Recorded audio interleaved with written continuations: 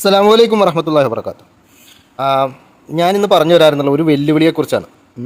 അപ്പോൾ അങ്ങനെയാണെങ്കിൽ ഈ ലോകത്തുള്ള എല്ലാ കുബൂരി പുരോഹിതന്മാരും മാത്രമല്ല, പ്രത്യേകിച്ച് കേരളത്തിലുള്ള എല്ലാ കുബൂരി പുരോഹിതന്മാരും ഈ മുസ്ലിം സമൂഹത്തിന്, അവരുടെ ഒരു സമൂഹത്തിന് ഇവർ മൂക്ക് കയറിട്ടിട്ട് ഇങ്ങനെ കാലികളൊക്കെ ഇങ്ങനെ കൊണ്ടു നടക്കൂലേ, ആ രൂപത്തിൽ കൊണ്ടു നടക്കുന്ന ഒരു പോയിൻ്റ് എന്താണെന്ന് വെച്ചാൽ, എല്ലാം അവർ കെട്ടിച്ചമയ്ക്കുന്നത് ഒന്ന് കറാമത്ത് അല്ലെങ്കിൽ കുരുത്തക്കേട്, ഈ ഒരു രണ്ട് ലേബിളിലാണ് അവർ കൊണ്ടു നടക്കുന്നത്. അങ്ങനെ മൂക്കുകയറിട്ട് കൊണ്ടു നടക്കുന്നതാണ് അവരുടെ സമൂഹത്തിന് അവർ കൊണ്ടു നടക്കുന്നതാണ് ഒരു മനുഷ്യൻ്റെ ജീവിതത്തിൽ വരുന്ന അവൻ്റെ എല്ലാ ബുദ്ധിമുട്ടുകളും കുരുത്തക്കേടിലോട്ട് വെച്ചുകൊണ്ട് കിട്ടും. അല്ലെങ്കിൽ അവൻ്റെ ജീവിതത്തിൽ സംഭവിക്കുന്ന എല്ലാ ബുദ്ധിമുട്ടുകൾ അല്ലെങ്കിൽ അവൻ്റെ ജീവിതത്തിൽ സംഭവിക്കുന്ന നല്ല കാര്യങ്ങൾ കറാമത്തിലോട്ട് കൊണ്ടുപോയി ബന്ധിപ്പിച്ച് കിട്ടും. ഇങ്ങനെയാണ് അവന്മാർ ഇതെല്ലാം കൊണ്ടു നടത്തുന്നത്. അപ്പോൾ അതിനെ സംബന്ധിച്ച് പറയുകയാണെങ്കിൽ നമുക്ക് ഇന്നൊരു വെല്ലുവിളി നേരിടേണ്ടതുണ്ട്. ആ വെല്ലുവിളി നേരിടുന്നതെന്ന് വെച്ച് കഴിഞ്ഞാൽ, ഇവർ കവരത്തി ജാറം എന്ന് പറഞ്ഞിട്ടുള്ള ഒരു ലക്ഷദ്വീപിലൊരു ജാറുണ്ട്. ലക്ഷദ്വീപിൽ കവരത്തിയിൽ എന്താണ് അയാളുടെ പേര്, ഖാസിം വലിയുള്ളാഹി. ഇവന്മാർ അയ്യോ അങ്ങനെയൊക്കെ പറയുമ്പോൾ എനിക്ക് ചിരി വരും, അപ്പോൾ അതുകൊണ്ടാണ്, സോറി കേട്ടാ. അപ്പോൾ ഈ ഖാസിം വലിയുള്ളാഹിയുടെ ഒരു ജാറത്തെ പറ്റിയുള്ള ഒരു സംഭവമാണ് ഇന്ന്. ആ വെല്ലുവിളിയാണ് നമ്മൾ ഇവിടെ പറയാൻ പോകുന്നത്. ഓക്കെ, കവരത്തി ദ്വീപ് ഇന്ന് ലക്ഷദ്വീപിന്റെ തലസ്ഥാനമാണ്. ആ കവരത്തി ദ്വീപിൽ പോകുന്നവർക്കൊക്കെ ഖാസിം വലിയുള്ളാഹിനെ സിയാറത്ത് ചെയ്യാം. ഇന്നും നിലനിൽക്കുന്ന ഒരു കറാമത്ത് പോയാൽ കാണാം. ഖാസിം വലിയുള്ളാഹിന്റെ മക്കാ പള്ളിയിൽ നിങ്ങൾ പോയിക്കൊണ്ടി ഒരു ഹൗഫാണോട് കടക്കുമ്പോൾ ഔത്തപ്പള്ളി തുറക്കലേ ഇല്ല. അകത്തെ പള്ളി തുറക്കലേ ഇല്ല. നമുക്ക് തുറന്ന് കാണിച്ചു തരും. അപ്പൊ ഉണ്ടാവും ആ ഔത്തപ്പള്ളിന്റെ ആ വാതിൽ മുതൽ മെഹ്റാബ് വരെ ഉത്തറാത്തീബിന്റെ കത്തികൾ ഇങ്ങനെ ഇരിക്കുന്നുണ്ടാവും. അത് മൂപ്പരെ ഉറൂസിന് എടുക്കേണ്ടതാണ്. ആ കത്തികൾ ഉത്തറാത്തീബിന്റെ കത്തികൾ, ദിഫായി റാത്തീബിന്റെ എന്താണിത്, തുളുനാടൻ കളരിയോ? രണ്ട് ഭാഗത്തും ദബ്ബൂസ് ഇരിക്കുന്നുണ്ടാവും. ആ കുത്തുന്ന ഉപകരണം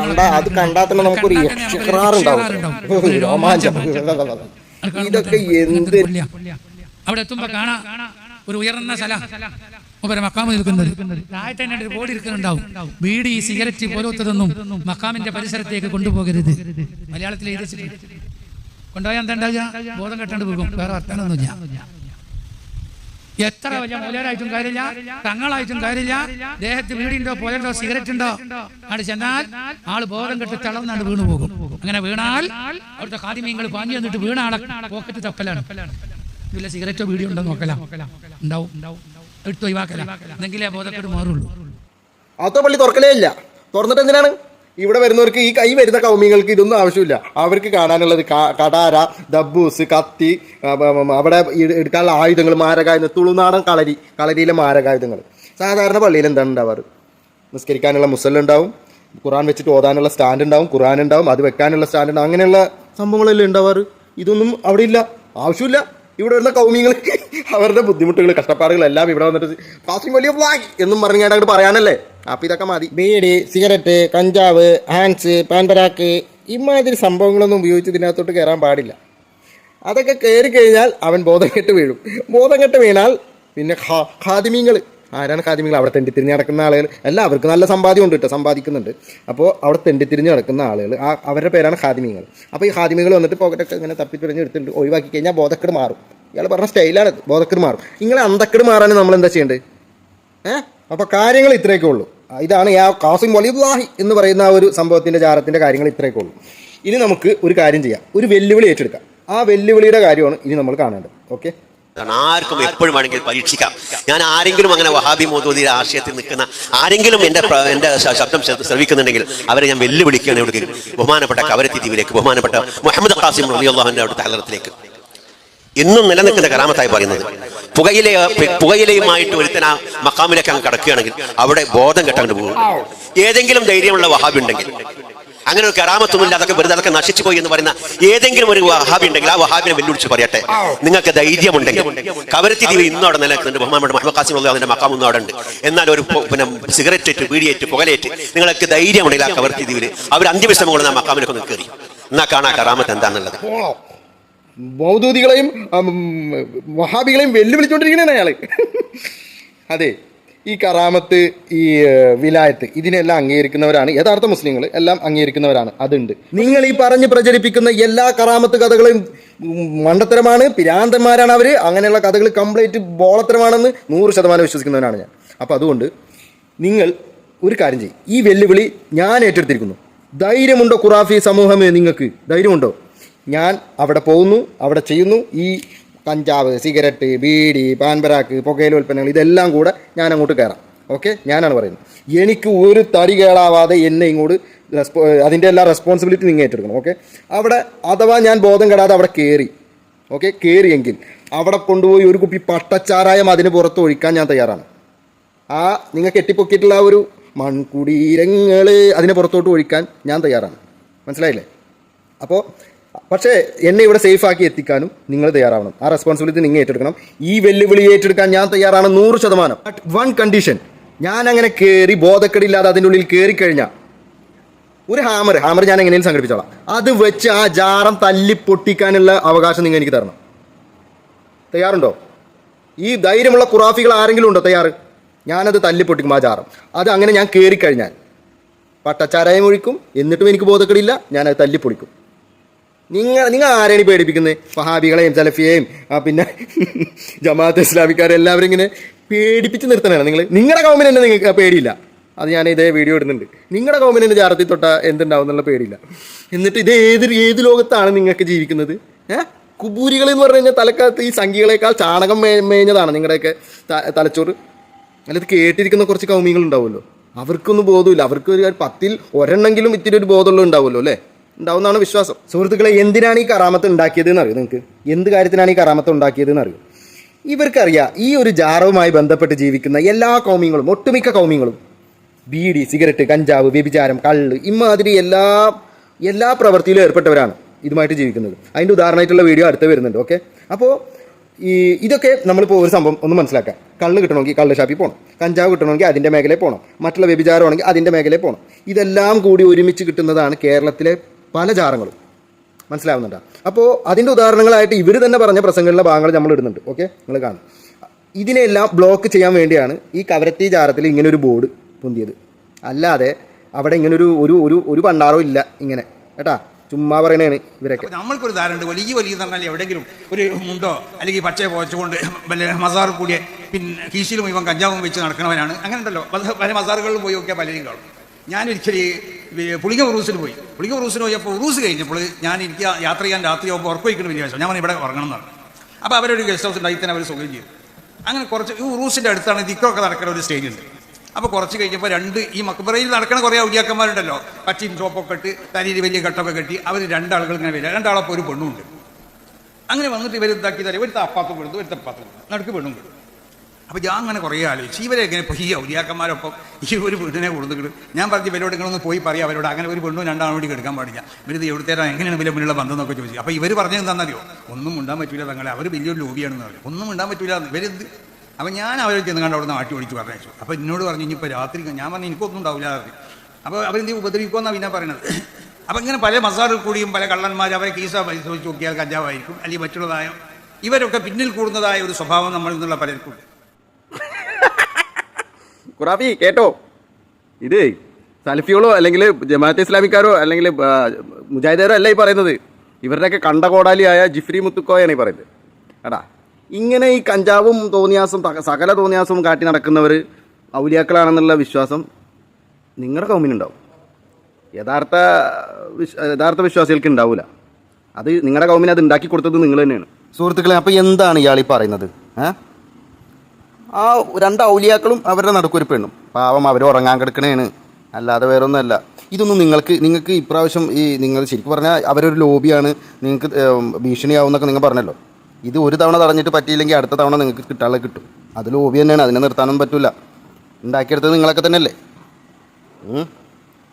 അപ്പോൾ അവരുറങ്ങാൻ കിടക്കണേണ്ട, വേറൊന്നുമല്ല. ഇപ്പോൾ ഇവരുടെയൊക്കെ ജാറങ്ങളിൽ നടക്കുന്ന ഇമാതിരി തെമ്മാടികളും ഈ മാതിരി തോന്നിവാസികളും ഒക്കെ ഇവരുടെ ജാറങ്ങളിൽ നടത്തി കൂട്ടുന്ന പരിപാടികളാണിത്. കള്ളും കഞ്ചാവും പെണ്ണും. അപ്പോൾ ഈ കവരത്തി ജാറത്തിലെ ആളുകൾക്ക് തോന്നിയിട്ടുണ്ടാവും അങ്ങനെയാണെങ്കിൽ നമുക്കൊരു ബോർഡ് വെക്കാം, പുകയില, ബീഡി, സിഗരറ്റ് ഇങ്ങനെയുള്ള സംഭവങ്ങൾ പോക്കറ്റിൽ വെച്ചാൽ നിങ്ങൾ തലകറങ്ങി വീഴും. അങ്ങനെ കൗമ പേടിച്ചോളൂല്ലോ. എനിക്ക് വയ്യ. അപ്പോൾ ഇവന്മാരൊക്കെ ഒഴിവാക്കാൻ വേണ്ടിയിട്ട് ചെയ്ത പരിപാടിയാണ് ബോർഡ് വെച്ചേക്കണേ ഇവന്മാർ. മാത്രമല്ല, പുകയില ഉൽപ്പന്നങ്ങൾ ഉപയോഗിക്കാൻ വേണ്ടിയിട്ട് ഇവർ തന്നെ പൊതുസമൂഹത്തിൻ്റെ മുന്നിൽ നിന്നിട്ട് സ്റ്റേജ് കെട്ടി അത് ഉപയോഗിക്കാനുള്ള ആഹ്വാനം കൊടുക്കുന്നത് ഇവർ തന്നെയാണ്. അതിന്റെ വീഡിയോ അടുത്ത് വരുന്നുണ്ട്. ഞാൻ കൊണ്ടോട്ടി കീശ്ശേരിക്കടുത്ത് തവനൂര് എന്ന പള്ളിയുണ്ട്. അവിടെ ദർശനത്തിന്റെ സമയത്ത് അവിടെ ഒരു മൗലിക പരിപാടിക്ക് പോയപ്പോ ഈ ഉസ്താദിന്റെ മാതിരി പ്രായമുള്ള ഒരു മുദരിസ് ഉണ്ട് അവിടെ. അപ്പൊ എനിക്ക് വൈദ്യത്വങ്ങൾ എന്നൊരു ഇജാസത്ത് ഉണ്ട്, ഒരു മൂക്കുപൊടിന്റെ ഇജാസത്ത് പൊടി. അപ്പൊ ഞാൻ അത് വലിക്കുന്നത് കണ്ടപ്പോ ഈ മുദരിസായ ആള് ചോദിച്ചോട് നിങ്ങൾ വലിക്കലുണ്ടോ ചോദിച്ചു. അപ്പൊ ഞാൻ പറഞ്ഞു എന്തേ ഉസ്താദ് ചോദിച്ചു. അല്ല ഞാനും വലിക്കുന്നുണ്ട്. നിങ്ങൾ എത്ര കൊല്ലായി എന്ന് ചോദിച്ചു. ഞാൻ വലിക്കൽ തുടങ്ങിയിട്ട് 33 കൊല്ലായി മൂപ്പര് ആ ഉസ്താദ്. അപ്പൊ ഞാൻ ചോദിച്ചു എന്താ വലിക്കാനുള്ള കാരണം. അപ്പൊ എന്നോട് പറഞ്ഞു എന്റെ അടുത്ത് 10-50 മൂലകുട്ടികളുണ്ടായിരുന്നു, ദർസിന് ഇരുന്നാൽ ഉറക്കം വനപത്താകുക. അപ്പൊ എന്നോട് മഹാനായ ബുഖാരി പറഞ്ഞു ഇത് വലിച്ചോടോ, CM വന്നതാണ്, CM വന്നതാണ് വലിച്ചു പറഞ്ഞു. ഞാൻ അന്ന് 18 വലിയ തുടങ്ങിയിട്ട് അത് വലിച്ചോണ്ട് പ്രത്യേകം കൂലിട്ടും വിഭാഗത്തും നല്ല പറഞ്ഞോണ്ടാണ്. നാളെ മുതൽ എല്ലാവരും പൊടി വലിച്ചാൽ കൊടുക്കണ്ട.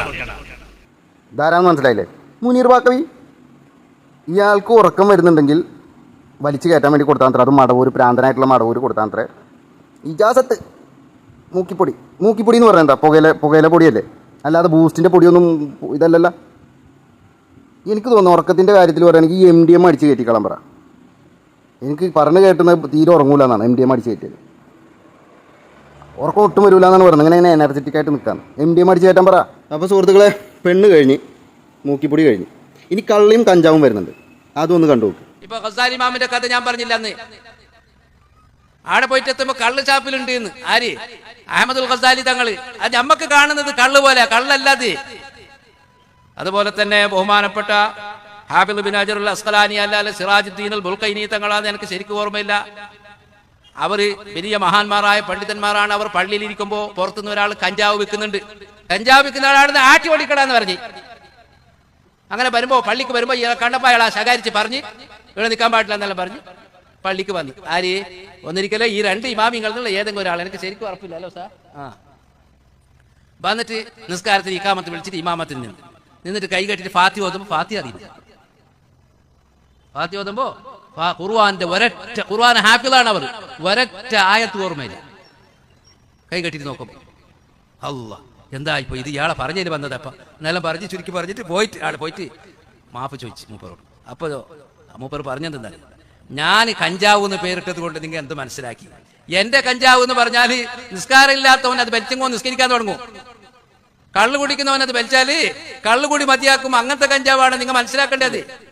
ഇവർ ഈ സംശയം ഉണ്ടാക്കുന്ന കാര്യങ്ങൾ മാത്രമേ ഇവരുടെ കറാമത്തിലുണ്ടാവുള്ളൂ കേട്ടോ. അത് കള്ളല്ല, പാലാണേന്ന്. അപ്പോൾ പാല് കുടിക്കാൻ എന്തിനാണ് കള്ള് ഷാപ്പിൽ പോയിരിക്കുന്നത്? വല്ല മിൽമയുടെ സൊസൈറ്റി പോയിരുന്നാൽ പോരെ. അപ്പോൾ ഇവരുടെ മഹാമാരിൽ ഒരുത്തൻ പള്ളിയുടെ മുന്നേ വെച്ചിട്ട് കഞ്ചാവ് വിൽപ്പന ചെയ്യണതാണ്. അതിനെ അൽക്കൈനിയോ ബുൽക്കൈനിയോ ഏതോ ഒരു ഇവരുടെ പേരും അപ്പോട്ടെ. അപ്പോൾ ആരോ തടഞ്ഞെന്ന് അവിടുന്ന് ആട്ടി ഓടിക്കാൻ പറഞ്ഞു. വലിയ തെറ്റല്ലേ, വലിയ തെറ്റ്. അപ്പോൾ ആ വലിയ തെറ്റ് ചെയ്തപ്പോൾ അയാൾ എല്ലാം പഠിച്ച് മൊത്തം മറന്നുപോയി. അയാൾക്ക് നിസ്കരിക്കാൻ പോലും വയ്യാണ്ടായി. അങ്ങനെ ആക്കി കളഞ്ഞു. അപ്പോൾ തിരിച്ചു വന്നിട്ട് മാപ്പൊക്കെ പറഞ്ഞപ്പോൾ ശരിയായി. അപ്പോൾ എന്താണ് ഇവർ കൊടുക്കുന്ന ഇവർ ഈ കൗമ്യങ്ങളെ അങ്ങനെ ആക്കിയെടുക്കണല്ലേ? എനിക്ക് മനസ്സിലാവണില്ല എന്താണ് ഇവന്മാർ പറഞ്ഞു കൂട്ടുന്നത്. തീർന്നിട്ടില്ല, ഇനിയൊരു കാക്കക്കറാമത്തുണ്ട് കവരത്തി ചാരത്തിൽ, അത് കേൾക്ക്. പിന്നെ മൂപ്പര മക്കാമിന്റെ പരിസരത്തൊന്നും കാക്കകളെ കാണൂല. എല്ലാ ദ്വീപിലും എല്ലായിടത്തും കാക്കണ്ട്, നിറച്ച് കാക്കയിക്കാരം. മൂപ്പര മക്കാമിന്റെ പരിസരത്ത് കാക്കല്ല. എന്താ കാരണം? മൂപ്പര് മുണ്ട് വെച്ച് ഒന്നുണ്ടാക്കാൻ നിന്നപ്പോ കാക്ക കാഷ്ടിച്ചു. അപ്പൊ പറഞ്ഞ വേണ്ട, പിന്നെ കാക്ക അവിടെ ഇല്ല. എന്നിട്ട് വഹാബികളൊക്കെ അവിടെ കാക്കനെ കൊടുന്നു നോക്കും. എത്ര ആ തണ്ടിന് പേച്ചെന്നല്ലാതെ വഹാബികളൊക്കെ അവിടെ എന്ത് കൊടുന്നു നോക്കും, കൊടുന്നു നോക്കും. ഇത്രയും ഒരു വിരോധിയായല്ലോ ഈ മനുഷ്യന്മാര്. കവരത്തി ജാരത്തിൽ കാക്കകളില്ല. എന്താ കാര്യം? ഇവരുടെ ഈ കാസിം എന്ന് പറഞ്ഞ ആളില്ലേ, അയാൾ തലപ്പാവ് ഊരി വെച്ചപ്പോൾ കാക്ക കറക്റ്റായിട്ട് തൂറിക്കൊടുത്തു തലയിൽ. ഇയാൾക്ക് ദേഷ്യം വന്നു, ഇനി ഇവിടെ കാക്കകൾ വേണ്ട എന്ന് പറഞ്ഞു. കാക്കക്ക് മനസ്സിലായി കാണും കറക്റ്റ് കക്കൂസ് അയാളുടെ തലേന്ന്. എന്നിട്ട് ഈ വഹാബികൾ കാക്കകളെ പിടിച്ചിട്ട് അവിടെ കൊണ്ടാക്കും അത്ര. അല്ലടോ, ഈ കാക്കകൾ എന്താണ് മറ്റേ പെട്ടെന്ന് പിടിക്കാൻ പറ്റിയ സാധനമാണ് ഈ കാക്കകൾ. വഹാബികൾ ഒരു പണിക്കും പോകാണ്ട് കാക്കനെ പിടിക്കുക, അവിടെ കൊണ്ടാക്കുക, കാക്ക പാറിപ്പോവുക. കാക്കനെ പിടിക്കുക, അവിടെ കൊണ്ടാക്കുക, കാക്ക പാറിപ്പോവുക. കാക്കനെ പിടിക്കുക, അവിടെ കൊണ്ടാക്കുക, കാക്ക പാറിപ്പോവുക. നിങ്ങളെ കറാമത്ത് പൊളിക്കാൻ വേണ്ടിയിട്ട് വഹാബികൾക്ക് ഇതാണ് പണി. അല്ലടോ, നിങ്ങളെ മൊല്ലമാരെ പേടിച്ചിട്ട് എന്താണ് കാക്കകളൊക്കെ സ്നഗ്ഗിട്ട് നടക്കണം? എന്ത് അല്ല പോട്ടെ, നിങ്ങൾ ഈ കാക്കകളെ അവിടെ വേണ്ടാന്ന് തൊട്ട് ശപിക്കേണ്ട കാര്യമുണ്ടോ? കാരണം കാക്ക കറാമത്ത് വേറെ ഒരെണ്ണമുണ്ട്, അതൊന്ന് കണ്ടു നോക്ക്. അപ്പോൾ പിന്നെ നിങ്ങൾ ആ കാക്ക ഇട്ട് അപ്പി എടുത്ത് ഉണക്കി പൊടിച്ച് അതിൽ നിന്ന് ഓരോന്നുള്ളിട്ട് വെള്ളം കലക്കി കൊടുത്തിട്ട് നിങ്ങൾ കൗമീനെ പറ്റിക്കണ്ടേ? ഇതൊക്കെ ഈ കറാമത്തും കൂടെ ഒന്ന് കണ്ടു നോക്ക്. വേങ്ങര കോയപ്പാപ്പ ഖദ്ദസല്ലാഹു തആല സിർറഹുൽ അസീസ് മഹാനവറുകൾ കാക്കകളെ വലിയ ഇഷ്ടമായിരുന്നു. കാക്കകൾക്ക് ഇങ്ങനെ പത്തിരി കഷ്ണിച്ചിട്ട് കൊടുക്കും. ഇത് കണ്ടുകൊണ്ട് ഒരാൾ ചോദിച്ചു, എന്തിനാണ് അങ്ങ് കാക്കകൾക്ക് ഇങ്ങനെ പത്തിരിട്ട് കൊടുക്കുന്നത്? മറ്റുള്ള ജീവികൾക്കൊന്നും അങ്ങനെ ഭക്ഷണം കൊടുക്കുന്നതായിട്ട് കണ്ടിട്ടില്ല, കാക്കകൾക്ക് എന്താ ഇങ്ങനെ ഭക്ഷണം കൊടുക്കുന്നത് എന്ന് ചോദിച്ചപ്പോൾ അവരുടെ മറുപടി, കാക്ക എത്രയോ വർഷങ്ങൾ ജീവിക്കുന്ന ഒരു പക്ഷിയാണ്. 1000 വർഷമോ 1000-ലധികം വർഷമൊക്കെ ഒരു കാക്കക്ക് ജീവിക്കാം. അപ്പൊ ഈ കാക്ക ഒന്നുകിൽ റസൂലുള്ളാഹിനെ കണ്ട കാക്കയോ അല്ലെങ്കിൽ റസൂലുള്ളാഹിനെ കണ്ട കാക്കയുടെ പേരക്കുട്ടിയോ ഒക്കെ ആവാൻ സാധ്യതയുണ്ട്. എന്തായാലും കാക്ക റസൂലുള്ളാഹിനെ കണ്ട കാക്കയും കണ്ടോലെ കണ്ട കാക്കയൊക്കെ വലിയ പ്രധാനപ്പെട്ടതായതുകൊണ്ട് ആ റസൂലുള്ളാഹിയോടുള്ള മഹബത്ത് കൊണ്ടാണ് ഞാൻ സാധ്യത, അങ്ങനെ ആവാനുള്ള സാധ്യത മാത്രമേ ഉള്ളൂ. ആ മഹബത്ത് കൊണ്ടാണ് ഞാൻ ഈ കാക്കകൾക്ക് പ്രത്യേകം ബഹുമാനിച്ച് ഭക്ഷണം കൊടുക്കുന്നത്. ഇതാണ് ഔലിയാന്റെ ചിന്ത, റസൂലുള്ളാഹിന്റെ മുഹിബ്ബീങ്ങളുടെ ആശിഖീങ്ങളുടെ ചിന്ത അതാണ്. കേട്ടില്ലേ? കാക്കകളുടെ വയസ്സ് പറഞ്ഞ കേട്ടില്ലേ? 1000 കൊല്ലം ജീവിച്ചിരിക്കുന്ന കാക്ക. ഏത് കാക്കയാണിത്? മനസ്സിലായില്ല. എടോ നിങ്ങളൊന്ന് നോക്ക്, കാക്കയുടെ വയസ്സ് 15, 20, 20 ഏറിപ്പോയ 25 കൊല്ലം പിടിച്ചോ. ഇത്രയും ഉള്ളൂ കാക്കയുടെ വയസ്സ്. അപ്പോൾ ഭയങ്കര കോയപ്പാപ്പ തീറ്റ കൊടുത്ത കാക്ക ഇനിയിപ്പോൾ പോട്ടെ, നിങ്ങളെ വാദത്തിന് വേണ്ടിയിട്ട് നമ്മൾ സമ്മതിക്കാം. 1000, 1400 വർഷം ജീവിച്ചിരിക്കുന്ന കാക്കകൾ ഉണ്ട് എന്ന് നിങ്ങൾ പറഞ്ഞാൽ നമ്മളത് സമ്മതിക്കാം. അത് സമ്മതിക്കേ. അപ്പോൾ പിന്നെ ആ കാക്ക തൂറിയ തീട്ടമാവൂലേ അത് അതെടുത്ത്, കാരണം ഇയാൾ ഈ പറഞ്ഞത് വെച്ച് നോക്കുകയാണെങ്കിൽ അപ്പോൾ അതെടുത്തിട്ട് ഉണക്കി പൊടിച്ച് പൂജിക്കണ്ടേ? എന്തൊരു വൈരുദ്ധ്യമാണിത്. പക്ഷെ എന്തൊരു കഷ്ടമാണ്.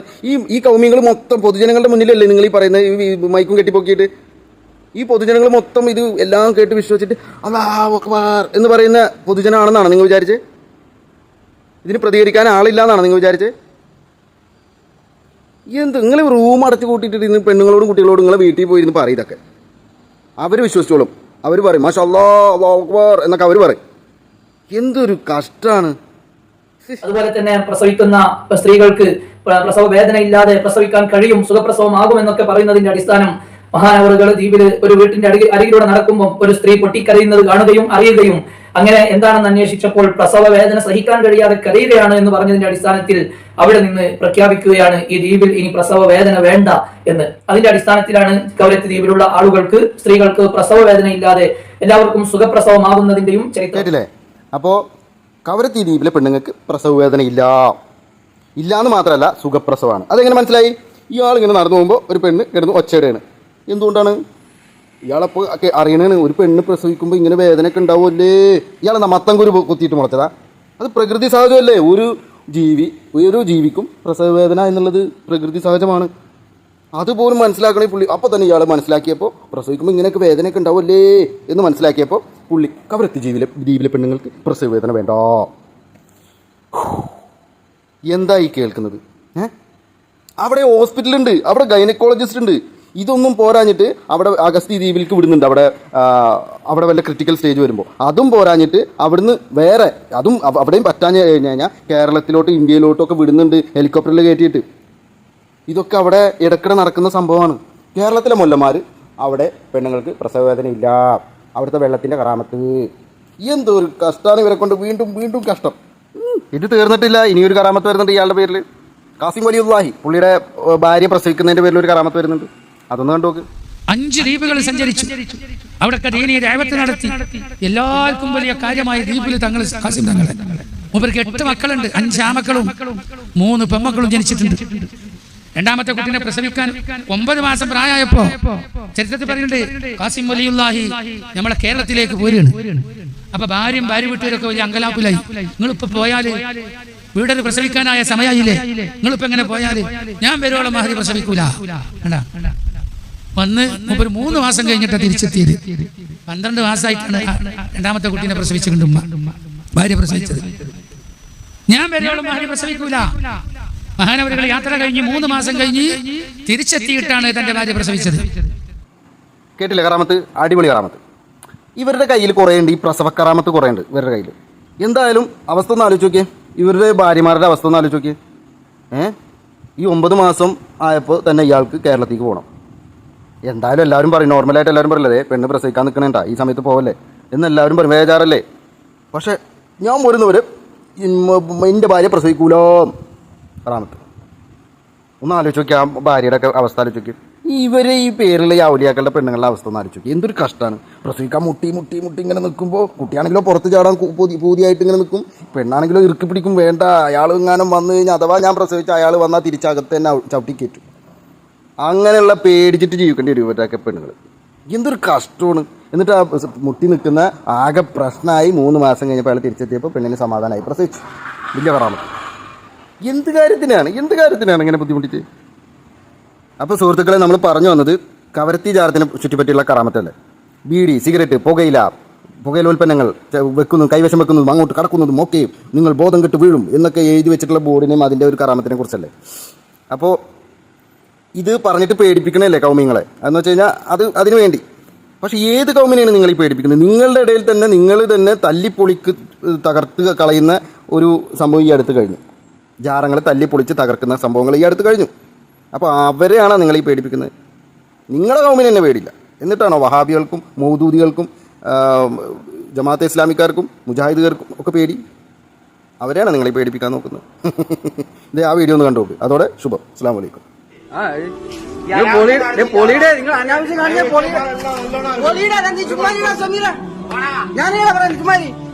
ഞാനല്ലേ പറയുന്നത്, പൊളിക്കട്ടെ, റിയാസ് പൊളിക്കട്ടെ. ഇതിപ്പോ നീ കമ്മിറ്റി വിടണ്ടല്ലേ? ഇനി കമ്മിറ്റി വിടുമ്പോ നിങ്ങളിനി കമ്മിറ്റി വിടുമ്പോ പൊളിക്കണ്ടേ? കേസൊന്നുമില്ല. പള്ളിയുടെ ലക്ഷങ്ങൾ കട്ടോട്ട് നിന്നെ കണ്ടില്ലല്ലോ അവിടെ. ലക്ഷങ്ങൾ കട്ടിക്കൊണ്ടോട്ട് നിന്നെ ഒന്നും കണ്ടില്ലല്ലോ അവിടെ. ഒത്തിരി ചോദിക്കാം, ആംബിയർ ഉണ്ടായിരുന്നോടാ? എടാ, നീ ആംബിയർ ഉണ്ടായിരുന്നോടാ? എടാ, നിനക്ക് ആംബിയർ ഉണ്ടായിരുന്ന? പള്ളിയുടെ ലക്ഷങ്ങൾ മോട്ടിച്ചോണ്ട് പോയാലും ചോദിക്കാൻ നീ പൊളിയുടെ അറിയാത്ത നീ പൊളി. ലക്ഷങ്ങൾ മോട്ടിച്ചാനെ പിടിക്കാൻ നീ ഒന്നും വന്നില്ല അവിടെ. ഇപ്പൊ വന്നേക്കുന്നു നീ കള്ളനെ കൂട്ടി